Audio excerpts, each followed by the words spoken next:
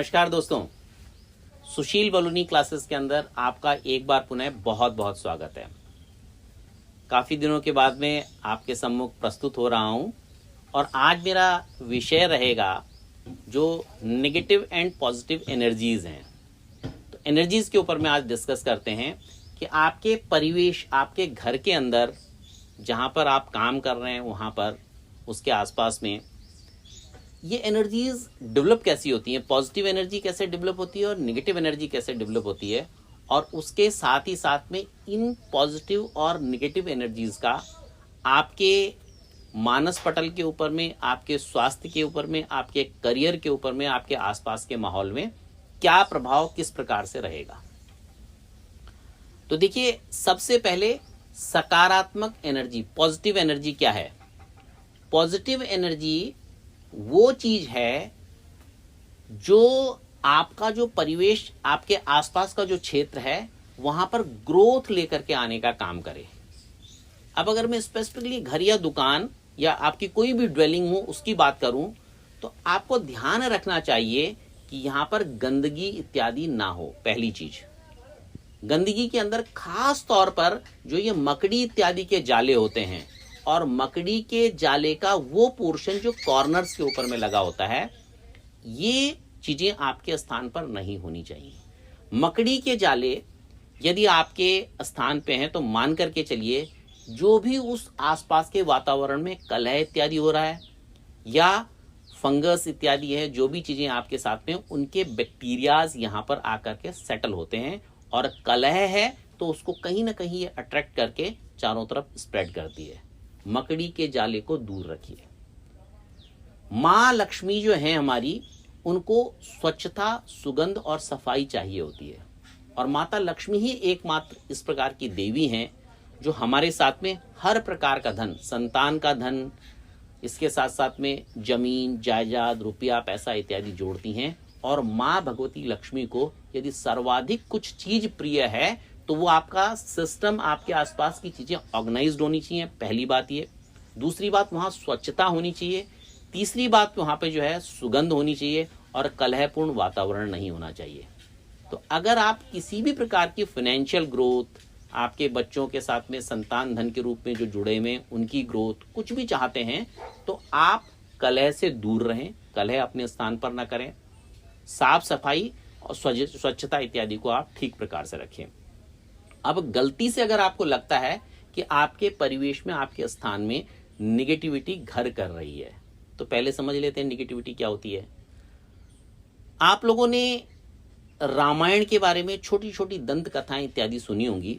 तो एक छोटी सी घटना आती है कि जिस दिन भगवान राम का विवाह माता सीता के साथ में हुआ और अगले दिन उनका राज्याभिषेक होना था, तो जो माता कैकेयी हैं वो नाराज हो गई और वो चाहती थी कि दशरथ उनको जो है वन प्रस्थान के लिए भेजें और उनके जो पुत्र भरत हैं उनका राज्याभिषेक हो। तो उस पूरे घटनाक्रम में एक चीज विशेष आती थी कि जब वो नाराज हुई तो उस टाइम पे वो गई कहां। उस टाइम पे आप देखें तो कथा के अंदर लिखा हुआ है कि माता कैकेयी कोप भवन में चली गई। अब ये कोप भवन क्या होता है? आजकल की ड्वेलिंग्स में, आजकल के स्ट्रक्चर्स में तो हमने सुना नहीं है। तो यानी कि वास्तुशास्त्र के अंदर ये बताया गया है कि आप नाराज हैं, आप रोना चाहते हैं, आप दुखी हैं, तो वो अपनी निगेटिव एनर्जी किसी भी कोने में बैठकर चारों तरफ मत फैलाइए।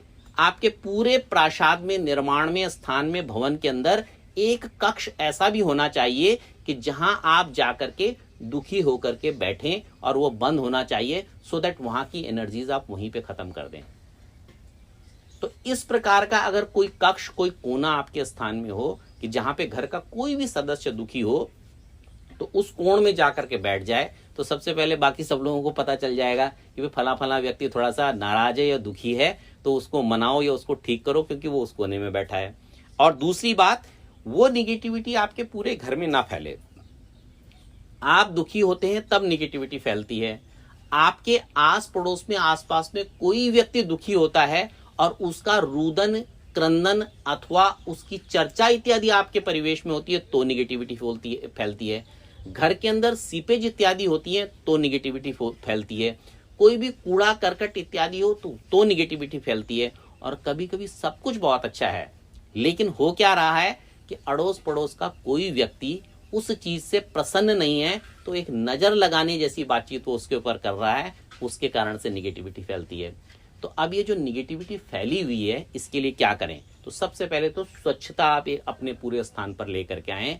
इसके बाद में जब आप पोछा इत्यादि लगाते हैं तो उसमें सेंधा नमक डालें, और सेंधे नमक का पोछा आप अपने घर में लगाएं। ये चीज, जब सेंधा नमक का पोछा आपने लगा लिया, दूसरा काम आप क्या कर सकते हैं, आजकल मार्केट के अंदर गौमूत्र के अर्क इत्यादि बहुत मिल रहे हैं, उस गौमूत्र के अर्क से आप पोछा लगाएं, तब जाकर के अच्छा हो जाता है। इसके बाद अगर इससे भी थोड़ा कुछ आप एडवांस करना चाहते हैं तो कपूर इत्यादि जो है, गूगल, लोबान इत्यादि, कपूर इत्यादि जो चीजें हैं उनको, या अलग अलग फ्रेग्रेंसेस जैसे आपके साथ में आते हैं, लेमन ग्रास का ऑयल हो गया, नीम का ऑयल हो गया, या फिर तुलसी का ऑयल हो गया, इस फ्रेग्रेंसेस को अपने घर के आसपास में डालें। इससे भी थोड़ा एडवांस करना चाहते हैं तो आप अपने घर के अंदर तांबे के पात्र में अथवा ईंटों का स्थंडिल बना करके एक ठीक प्रकार से नकारात्मक ऊर्जा को खत्म करने वाला वैसा यज्ञ या होम करवाएं जिसके अंदर उस प्रकार की सामग्रियां डली हुई हो। तो ये निगेटिविटी को खत्म करने की चीजें हैं। जब निगेटिविटी आपके परिवेश में होती है तो जितनी ग्रोथ रिलेटेड चीजें हैं, वो स्वास्थ्य के हिसाब से हो, विद्या बुद्धि के हिसाब से हो, धन के हिसाब से हो, प्रमोशंस इत्यादि के हिसाब से हो, या आपस में सौहार्दपूर्ण वातावरण के हिसाब से हो, इन चीजों को, ये जो निगेटिविटी है, धीरे धीरे कम या खराब करती है। और अगर सकारात्मक अच्छे प्रकार से, सकारात्मकता यानी कि पॉजिटिव एनर्जी अच्छे प्रकार से है, तो इन्हीं चीजों को बढ़ाती है। कुल मिलाकर के हम एक चीज और बोलते हैं कि ये हमारा इस टाइम पे भाग्य या लक काम नहीं कर रहा। तो जब आपके परिवेश में या आपके आसपास निगेटिविटी बढ़ती है तो कहीं ना कहीं वो चीज आपके भाग्य को खराब करने का काम करती है, और वही पॉजिटिविटी बढ़ती है तो वो जो आपका भाग्य है वो ठीक प्रकार से काम करने लगता है। तो मित्रों, ऊर्जा का इतना बड़ा एक तरीके से आपके जीवन में प्रभाव रहता है। आप अपने घर के अंदर प्रातः काल जो सूर्य की रोशनी आती है पूर्व की दिशा से, उन खिड़की दरवाजों को खोल करके रखें। साथ ही साथ में प्रातः काल आप जब जागते हैं तो कुछ मंत्र इत्यादि ऐसे हैं जिसमें भूमि को स्पर्श करके प्रणाम करें, और उसके साथ साथ में कर दर्शन इत्यादि करें। इन चीजों को करते हैं तो पूरा दिन आपका ठीक प्रकार से होता है।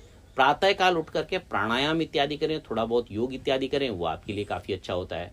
और उसके साथ ही साथ में भजन भोजन करते टाइम पे आप अपने पितरों का स्मरण करें, उनको याद करें, तो भी आपके स्थान से, आपके परिवेश से जो निगेटिविटी है वो जाती है। एक और चीज, सभी लोग अपने घर के अंदर नित्य पूजन इत्यादि करते हैं। तो देखिए, वैसे हम लोग ये कहते हैं कि घर के अंदर गृहस्थ व्यक्ति को घंटी बजाना ये थोड़ा ज्यादा अच्छा नहीं माना जाता, किंतु शंख ध्वनि करने से, यदि आप शंख नित्य अपने घर के अंदर बजाते हैं तो वहां आपके परिवेश से नजर संबंधित चीजें, नकारात्मक ऊर्जाएं, और उसके साथ साथ में कोई भी नेगेटिव सोल्स इत्यादि अगर भी होती हैं तो वो भी आपके परिवेश से भागती हैं या निकलती हैं। तो शंख ध्वनि करने के कारण से दो लाभ खासतौर पे होते हैं। पहला लाभ ये कि जो शंख की ध्वनि कर रहा है उसका रेस्पिरेटरी सिस्टम यानी कि लंग्स वाला सिस्टम, ये चीज आपका स्ट्रांग होगा। और दूसरी बात ये आती है कि शंख ध्वनि करने से आपके परिवेश के अंदर की जो निगेटिविटी होती है वो दूर होती है। इन चीजों का ध्यान रखें। होली वाटर्स, गंगा जल इत्यादि हो, माता सरस्वती का जल इत्यादि हो, इन जलों को अपने घर के अंदर छिड़कने की कोशिश करें। उसके साथ ही साथ में थोड़ा सा आशीर्वाद इत्यादि का वातावरण बना रहे, घी का दीपक जले, ये सारी चीजें आपके परिवेश के अंदर पॉजिटिविटी को फैलाती हैं। तो सकारात्मक ऊर्जा किसी भी प्रकार से परिवेश को स्वच्छ सुगंधित रखने से हो, सुंदर सुगंधों को फैलाने से हो, अच्छी बातचीत करने से हो, लोगों का सहयोग इत्यादि करने से हो, प्रोग्रेसिव थॉट्स इत्यादि रखने से हो, या पूर्व की दिशा से, उत्तर की दिशा से या ईशान्य कोण से आने वाला जो प्रकाश है वो आपके यहाँ अगर ठीक प्रकार से आता है और क्रॉस वेंटिलेशन अच्छा आता है, तो भी आपके यहाँ की जो सकारात्मकता है, पॉजिटिव एनर्जीज हैं, ये बनती हैं और बढ़ती हैं। आज के कार्यक्रम को यहीं पर विराम देता हूँ। आगे किसी और विषय के ऊपर में चर्चा करेंगे। तब तक अपने मित्र सुशील बलूनी को दीजिए आज्ञा। बहुत बहुत धन्यवाद। नमस्कार।